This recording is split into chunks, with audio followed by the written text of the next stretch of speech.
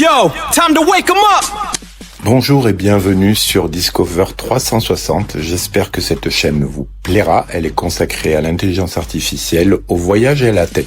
Yo, check the mic, 1, 2. N'oubliez pas de souscrire. Bonne écoute. Next cipher begin.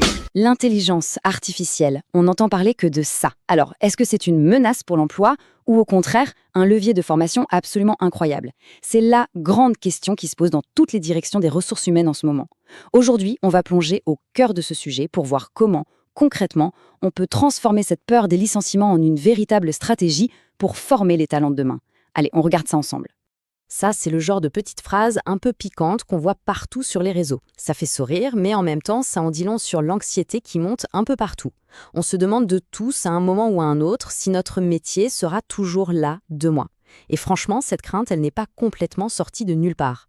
Parce que, au-delà de l'inquiétude, il y a les faits, le concret. Et la réalité derrière cette peur, c'est une vague de restructuration qui est déjà bien là. Surtout dans le monde de la tech. Jetez un œil à ces chiffres, ça donne un peu le tournis. Accenture, on parle de 12 000 postes. IBM, quasiment 8 000. HP, Salesforce, la liste continue. Et attention, là, il ne s'agit pas de petits ajustements de fin d'année. Ce sont de vrais plans sociaux et ils sont massifs. Et ce qui est le plus intéressant, c'est la justification. D'un côté, on a le discours public, le marketing bien huilé qui nous explique que l'IA va nous augmenter, nous aider, nous libérer. Et de l'autre, en interne, le message est un peu différent. L'IA permet de faire plus, mais avec moins de personnel. C'est un double discours assez flagrant. Mais cette situation, elle cache un autre problème, peut-être encore plus profond, un véritable casse-tête, surtout pour les équipes RH. Ce qu'on pourrait appeler le paradoxe des juniors. Voilà la question qui tue. Si on automatise toutes les tâches de base, celles par lesquelles on commence tous notre carrière, comment les nouveaux venus vont-ils faire pour apprendre le métier, pour acquérir l'expérience qui fera d'eux des seniors? C'est comme si on enlevait la première marche de l'escalier, impossible de monter. Et ce n'est pas juste une théorie, regardez ce graphique, il est très parlant. Il nous montre que depuis l'arrivée de ChatGPT, le recrutement de jeunes développeurs a carrément chuté de 20%.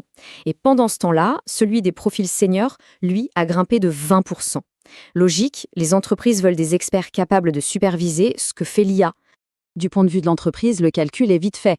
Pourquoi investir du temps et de l'argent pour former un junior sur des missions répétitives si une IA peut les faire en un claquement de doigts? Le problème, c'est que cette vision à court terme est un piège. On risque de se retrouver avec toute une génération de professionnels sans les bases du métier. Et à terme, une pénurie de vrais seniors, que tout le monde s'arrache déjà aujourd'hui. Bon, ok, le constat est un peu rude, mais alors on fait quoi? C'est là qu'on bascule du problème vers la solution. Et la solution, c'est de changer complètement notre façon de voir l'IA. Il faut arrêter de la considérer comme un simple outil de productivité et commencer à la voir comme ce qu'elle peut être, un mentor de formation surpuissant. En fait, il y a deux chemins possibles. Le premier, c'est l'IA béquille. Le junior l'utilise pour copier-coller du code sans vraiment comprendre ce qu'il fait. C'est une impasse totale, aucune compétence n'est acquise. Et puis il y a l'autre chemin, celui de l'IA mentor. Là, le junior est guidé. Il utilise l'outil pour comprendre, pour évaluer, pour challenger les solutions, et c'est comme ça qu'il développe une expertise solide. Et ça change tout pour la fonction RH. Le rôle n'est plus seulement de gérer des carrières. Il s'agit de devenir le chef d'orchestre de l'IA dans l'entreprise. C'est au RH de piloter la formation, de penser à l'éthique, de construire cette nouvelle collaboration entre l'humain et la machine, et pourquoi pas de créer de véritables académies en interne pour faire grandir tout le monde. D'accord, c'est bien beau tout ça en théorie. Mais concrètement sur le terrain, comment on met ça en place?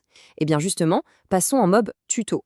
Voici une méthode, un vrai guide pratique pour les équipes qui veulent se lancer. Le parcours d'apprentissage idéal se fait en 6 étapes. La première, elle est fondamentale. On laisse le junior essayer tout seul. Il doit se confronter aux problèmes et même se bloquer. C'est là que l'apprentissage commence vraiment. Deuxième étape, il demande de l'aide à l'IA. Mais attention, pas pour avoir la solution toute cuite, mais pour comprendre pourquoi il est bloqué. Ensuite, il analyse le code que l'IA lui propose, il le challenge, il demande d'autres options. Cinquième étape, cruciale, il réécrit le code de tête pour bien l'ancrer. Et enfin, il l'améliore, il ajoute des tests. C'est ce cycle qui crée une compétence durable. Et pour que cette méthode fonctionne, il y a 4 règles d'or à respecter. 1. On ne fait jamais de copier-coller aveugle, il faut toujours lire et comprendre. 2. On vérifie ce que l'IA raconte en le comparant à la documentation officielle. 3. On s'amuse à casser le code volontairement pour voir comment il réagit et tester ses limites.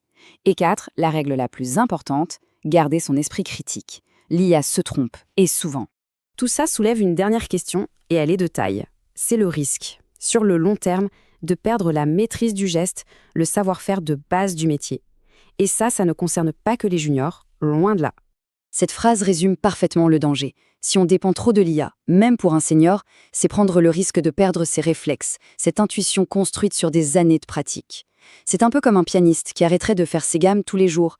À la fin, on risque de devenir de simples superviseurs d'une machine qui travaille à notre place. Alors la solution, c'est quoi? Finalement, c'est une question d'équilibre et de bon sens.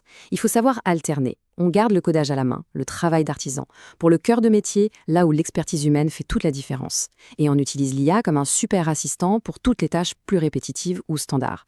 C'est comme ça qu'on garde le meilleur des deux mondes. Ce qui nous amène à la question de fin, celle qui résume tout le changement culturel qu'on est en train de vivre. Alors, on code ou on prompte? Et la réponse la plus intelligente, ce n'est évidemment pas de choisir un camp. C'est de savoir quand faire l'un et quand faire l'autre.